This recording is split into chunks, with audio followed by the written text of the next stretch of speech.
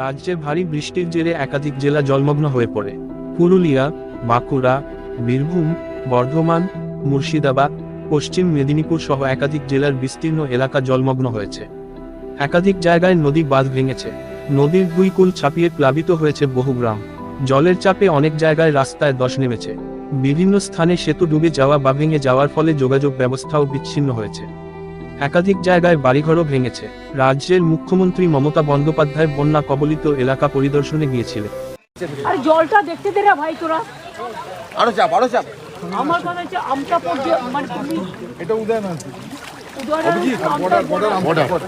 আমি যেটা তোমাদের বলছি বেলা 2টো পর্যন্ত জল কিন্তু আরো আসবে, সকালে আরো ছেড়েছে। আজকের রাত্রিটা টেক কেয়ার করো ভালো করে।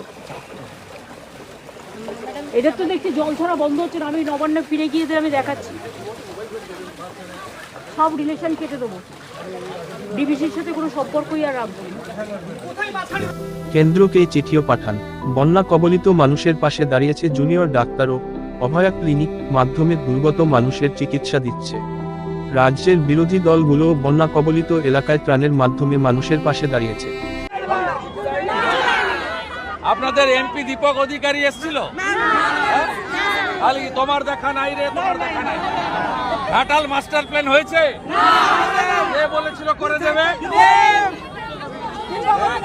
চাহিদা প্রচুর, তার মধ্যে যতটা পারা যায় করবেন। আর আমি অন্যান্য এনজিওদেরও বলবো আসতে।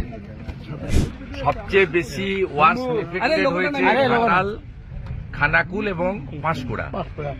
এই তিনটে সবচেয়ে খারাপ অবস্থায় আছে।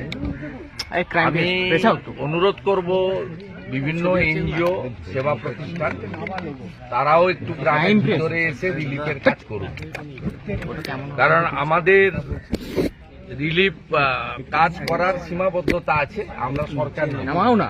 তার মধ্যে আজকে নিয়ে 4 দিন আমরা দাসপুর ঘাটালে প্রায় 7-8 হাজার করে মানুষকে রান্না করা খাবার দিয়েছি।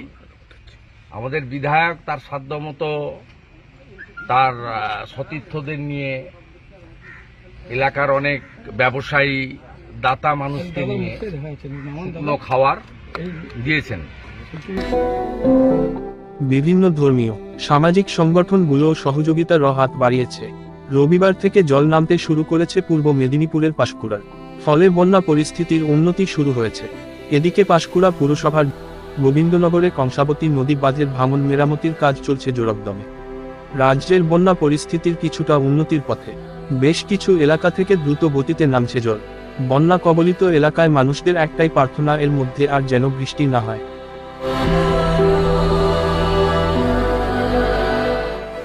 ব্যুরো রিপোর্ট, এই খবর।